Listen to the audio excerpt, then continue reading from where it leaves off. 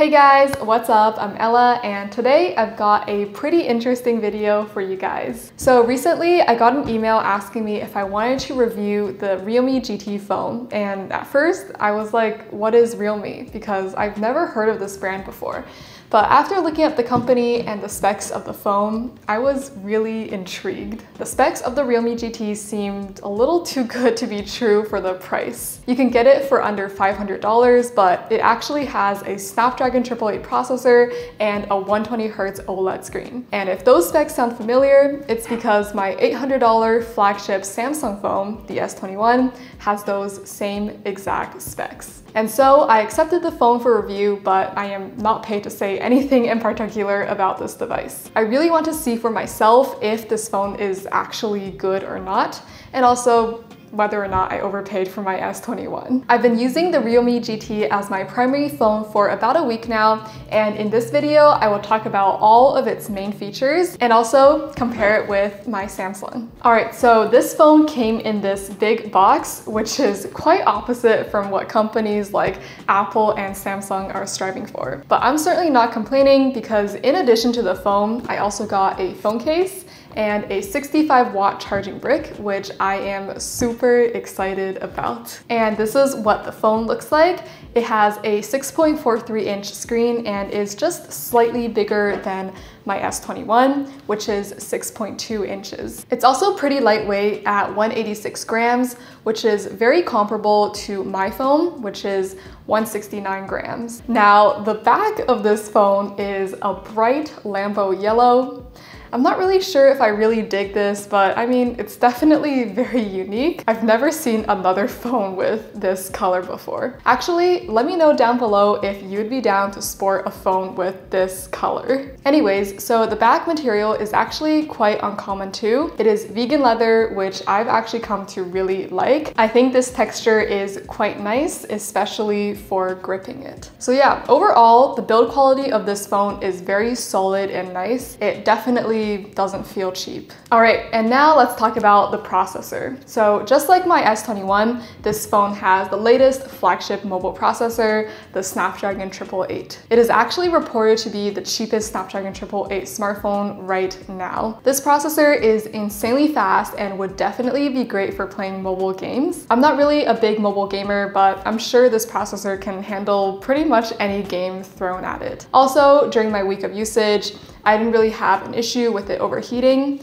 And one more thing that I think is worth mentioning is that the Snapdragon 888 supports 5G. Okay, and next let's talk about the screen. So it has a 1080 screen with super slim bezels, just like my S21. The screen is Super AMOLED and it looks really good. The colors are pretty vibrant, so I think this screen would be great for watching videos or browsing through Instagram, which I did a lot of this week for the purpose of this video, of course. And because this is an OLED screen, it supports always on display, and this is what mine looks like. One thing that I did notice, however, is that it doesn't go as bright as my S21. But perhaps most importantly, just like my S21, it refreshes at 120 Hz, so this phone feels as smooth as it gets. I think 120 Hz is a pretty premium feature, and I do really enjoy the high refresh rate, so I'm really glad that the Realme GT has this feature. However, I'm not sure if the front panel is Gorilla Glass,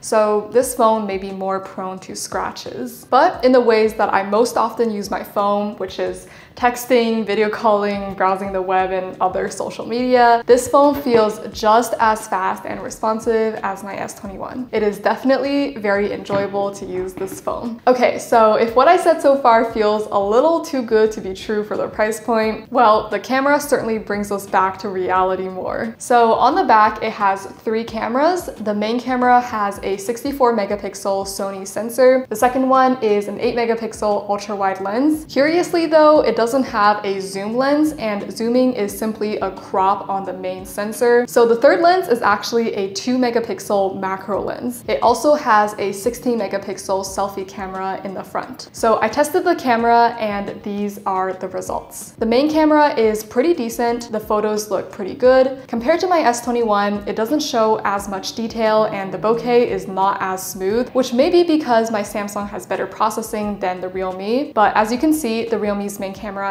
is definitely not bad. The ultra wide, on the other hand, doesn't fare as well. So the details are kind of scuffed and the image just doesn't look very sharp overall. But perhaps the biggest issue is the chromatic aberration. It is very apparent and can definitely be distracting. The macro lens at 2 megapixel is just not useful at all. The results are quite blurry. Honestly, if you need to take super close-up shots, then zooming in with the main camera might be better. The selfie camera is actually pretty good. The photos look decent, and with good lighting, there's almost no noise, so I'm pretty happy with it. And lastly, I want to quickly show you guys the video quality of this phone. The main sensor shoots 4K 30, and this is what the video looks like. Right now, I do have a lot of light, so it should look really good, but I guess I will find out when I go edit this video. All right, anyways, so I would say the main camera in the back and the front selfie camera are pretty good, almost comparable to my S21 camera, but the rest are quite disappointing. And next, let's talk about the battery life. So the battery life is quite good, very comparable to my Samsung. It can definitely last all day under a typical load. However, this phone doesn't wirelessly charge, but it does have an insanely fast 65-watt charger that makes up for it. One time I forgot to charge this phone at night and it was almost dead in the morning, but it went from almost dead to basically full while I was just getting ready. You can actually see the battery percentage go up in real time, which is pretty insane. So yeah, with this phone, you wouldn't really need to worry about plugging it in because whenever it's dying, it can just charge up in a few minutes. And lastly, I want to discuss the UI and software of this phone. So Realme is actually a Google partner. So Google services such as Google Assistant and Google News are the default for this phone. You can even try Android 12 beta on this phone. I can't even do that on my Samsung, so this is pretty cool. The UI on this phone is designed by Realme and it has a very clean and minimal aesthetic,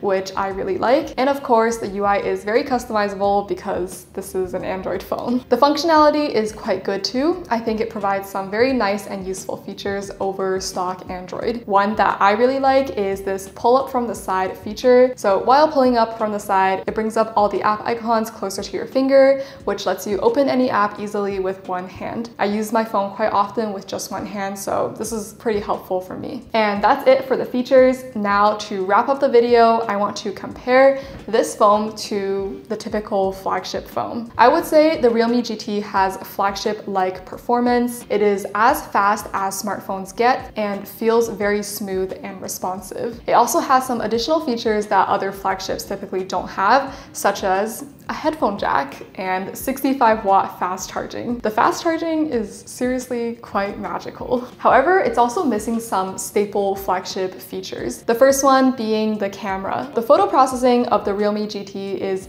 not at the level of Apple, Google, and even Samsung. Not to mention lacking a zoom lens is also kind of a bummer. The digitally cropped image just doesn't match up to a true zoom lens. And other nice to have flagship features that this phone lacks are IP68 water and dust resistance, Gorilla Glass, and wireless charging. But overall, this is definitely a great phone and is very nice to use. It does lack some nice to have features that most flagship phones have. However, if you don't really care about those and if you're just looking for an extremely fast and responsive phone on a budget, then this is definitely a great option to consider. Now, for me, I do care about the nice to have flagship features and I also want a really good camera. So I'm happy with my Samsung and I don't think I overpaid for my flagship S21. But this goes to show that you don't really need to pay a premium to get a really nice Android phone. All right, and that's going to be it for this video. I really hope that you enjoyed it and found it helpful. If you did, please remember to give this video a thumbs up and also subscribe down below to my channel because I have a lot more exciting content coming your way. I also have some links down below, my Instagram and my Amazon storefront. So if you're interested in those, then be sure to check them out. And that's all that I have to say for this video. So I really hope to see you guys in another one of my videos. Bye!